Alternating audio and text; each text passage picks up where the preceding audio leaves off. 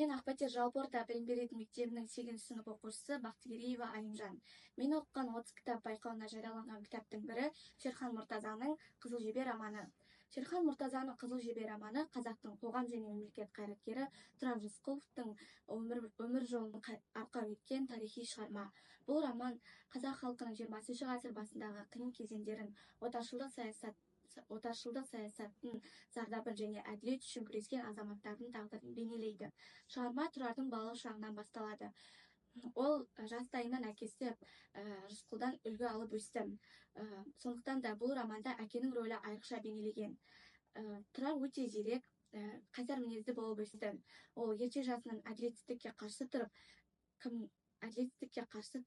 тұрып патша үкіметінің халқына жасаған қысымын түсініп, оларға қарсы күресуге бел буды. Кейіннен ол Ресейдегі революциялық қозғалыстарға қатысып, коммунистік идеяларды қолдады. Тұрардың басты мақсаты қазақ халқын отарлық езгіден құтқару, әлеуметтік теңдік орнату.